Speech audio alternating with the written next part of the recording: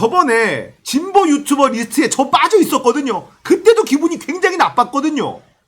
또 나빠. 저는 진짜 부족한가 봅니다.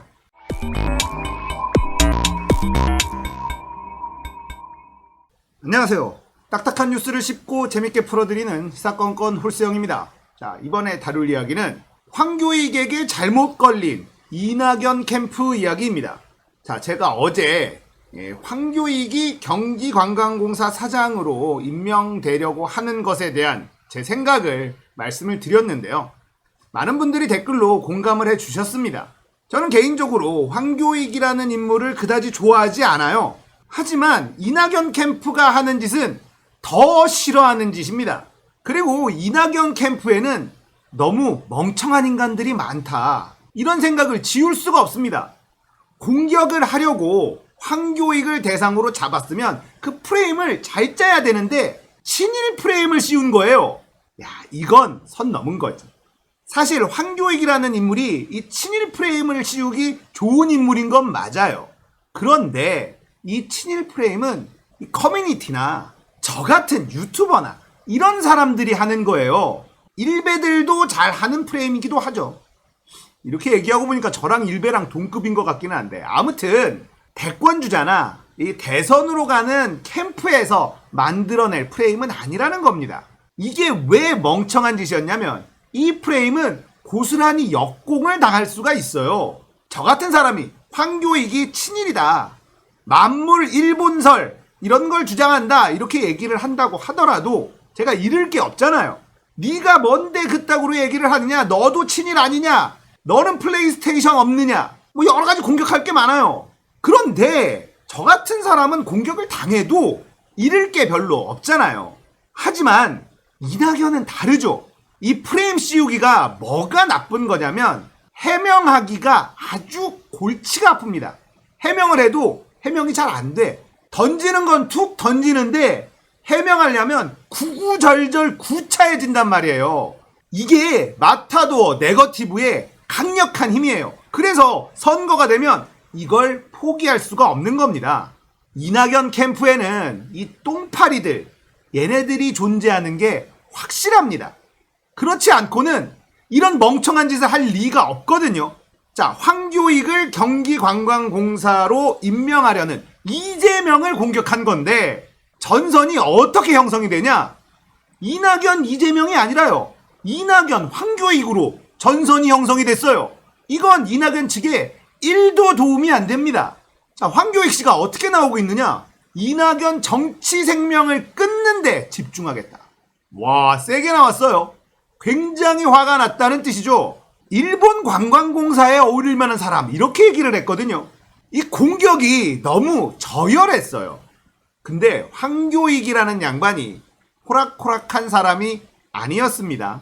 자, 일단 황교익 씨가 페이스북에 글을 올린 거부터 한번 보도록 할게요. 이 사람 만만치 않아요. 저는 싸움에서 뒤로 물러나는 법을 배우지 못했습니다. 지는 것이 빤한 싸움도 합니다. 당당하게 싸우고 당당하게 집니다. 그래야 다음에 이길 수 있는 기회가 주어질 수 있다고 믿기 때문입니다. 저는 경기관광공사 사장 공모에 응했고 서류와 면접 심사를 거쳐 사장 후보자가 되었습니다. 경기도 의회 청문회를 남겨두고 있습니다. 몇몇 정치인이 철회 또는 사퇴를 주장하고 있습니다. 경기관광공사 사장 후보자는 제가 제 능력으로 확보를 한 권리입니다. 정치인 당신들이 함부로 시민의 권리를 박탈하라고 말하지 못합니다. 당신들이 정치 권력을 가졌다 해도 그 권력에는 선이 있습니다. 당신들이 파시스트가 아니라면 시민의 권리를 함부로 박탈하라고 말하지 말기 바랍니다. 어제 하루 종일 이낙연의 친일 프레임 때문에 크게 화가 나 있었습니다. 이낙연이 저에게 너 죽이겠다는 사인을 보낸 것으로 읽었습니다. 전문가는 평판에 흠집이 나면 직업 생명이 끝납니다. 이낙연이 제게 던진 친일 프레임은 일베들이 인터넷에서 던진 친일 프레임과 성격이 다릅니다. 일베들이 아무리 왱왱거려도 저의 평판에는 작은 흠집이나 낼 뿐입니다. 이낙연은 국무총리까지 지낸 유력 정치인입니다. 제 모든 것을 박살낼 수 있는 정치 권력자입니다. 경기관광공사 사장이 되면 정치적 발언을 하지 못합니다. 사장 후보자가 되었을 때 지금부터 정치적 의견을 내지 말자고 결심을 했습니다. 그래서 페북에 고양이 사진이나 올렸습니다. 그러나 저를 죽이자고 덤비는 이낙연의 공격에 저는 가만히 있을 수가 없습니다. 이낙연의 네거티브에 걸려든다는 걱정이 있는 줄 압니다만 저는 정치 따위 모르겠고 저의 인격과 생존이 달려있는 문제이니 싸우지 않을 수 없습니다. 오늘부터 청문회 바로 전까지 저는 오로지 이낙연의 정치적 생명을 끊는 데 집중하겠습니다. 제 공격이 이낙연에게 큰 타격을 줄 것 같지는 않지만 저는 저를 죽이겠다는 공격에 맞설 수밖에 없습니다. 지더라도 당당히 지겠습니다. 그러니 물러나라는 소리는 제게 하지 말기 바랍니다. 세죠? 그리고 주장의 논리가 확실해요. 내가 공정한 절차를 거쳐서 경기관광공사 사장 후보에 들어갔는데 이건 시민의 권리인데 정치 권력 네가 뭔데 나보고 내려와라 마라 이런 주장을 하는 것이냐? 니들 파시스트냐? 이런 주장인데 반박할 만한 말이 없어요. 마음에 들고 안 들고를 떠나서 뒷구멍으로 들어간 것도 아니고 정식적인 공모 절차를 밟아서 후보군이 됐고 그 중에 한 명으로 채택이 됐고 이제 청문회만 남아있는 상황인데 니들이 뭔데 나한테 그만둬라 마라 요구를 하느냐? 할 말 없죠. 거기다가 이 황교익이라는 인물이 보통 사람이 아닌 게 이낙연을 공격하는 것에서 드러납니다. 자, 친일 프레임 공격을 받은 황교익은 페이스북에 이런 글을 씁니다. 이낙연은 일본 총리 하세요. 정치권의 더러운 프레임 씌우기가 그것도 더불어민주당 유력 대권 후보인 이낙연 캠프에서 저를 대상으로 진행되고 있습니다. 일베들이 오래전부터 저에게 친일 프레임을 씌우려고 했고 저와 정치적 입장이 다른 이들이 이 프레임으로 저를 공격한 바 있습니다. 내 말과 글을 비틀고 잘라서 만든 친일 프레임이니 대중은 이를 쉽게 알아챘고 프레임 씌우기는 실패했습니다. 제게 던진 친일 프레임을 이낙연에게 돌려드리겠습니다. 이낙연이 일본 통인 줄 알고 있습니다. 일본 정치인과의 회합에서 일본 정치인의 제복인 연미복을 입고 있는 사진을 본 적이 있습니다. 이낙연은 일본 총리에 어울립니다. 자, 이런 글을 썼어요. 일본 정치인들과의 모임에서 연미복을 입었으니 이낙연 당신은 일본 총리가 어울린다. 자, 이런 말도 안 되는 논리를 핍니다. 근데 이게 프레임이에요. 프레임 씌우기입니다.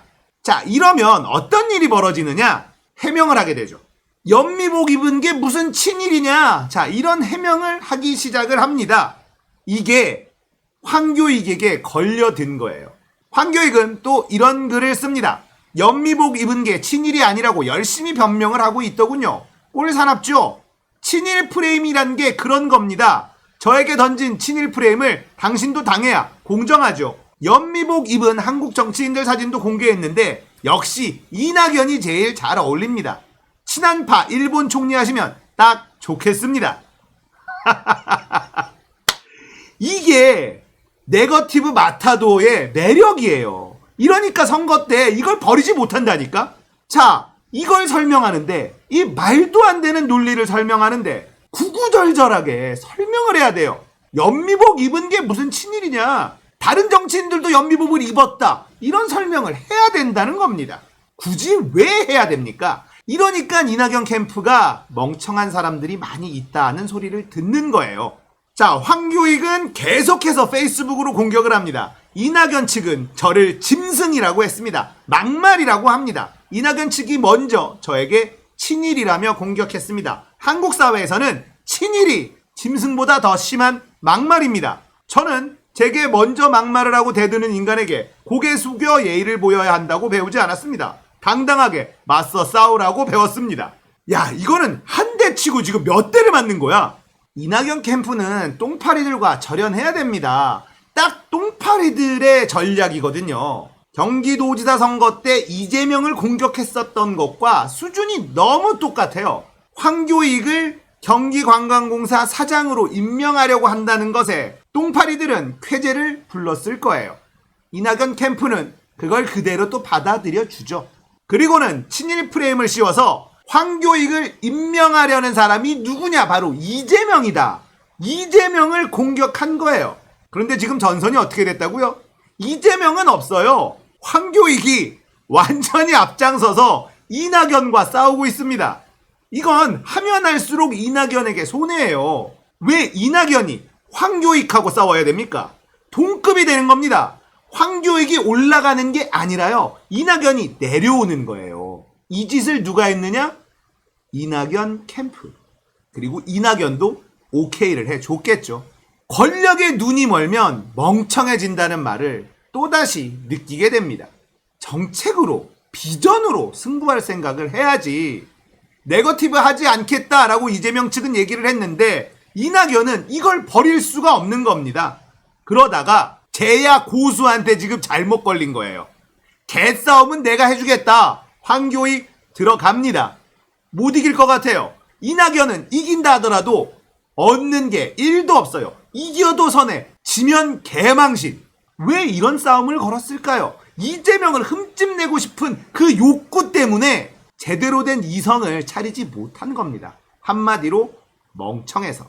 황교익이라는 인물을 좋아하진 않지만 돌아가는 상황을 보니 이분, 이런 개싸움에 특화된 분이다. 이분의 공격을 반박하는 게 쉽지가 않아요. 그리고 이걸 반박을 안 하면 계속 떠들 거기 때문에 어떻게든 반박을 해야 되기는 합니다. 말씀드렸지만 이걸 반박하는 순간 이낙연이 황교익급으로 내려오게 된다는 겁니다. 제가 오늘 또 기분이 나빠요. 이낙연 측이 자기를 비방하는 유튜브 채널이라고 공개를 했는데 내가 없네. 나도 비판 되게 많이 하는데. 나 이낙연 진짜 싫은데. 저번에 진보 유튜버 리스트에 저 빠져 있었거든요. 그때도 기분이 굉장히 나빴거든요. 또 나빠. 저는 진짜 부족한가 봅니다. 그래도 제가 얼굴 까고 하는 사람이잖아요.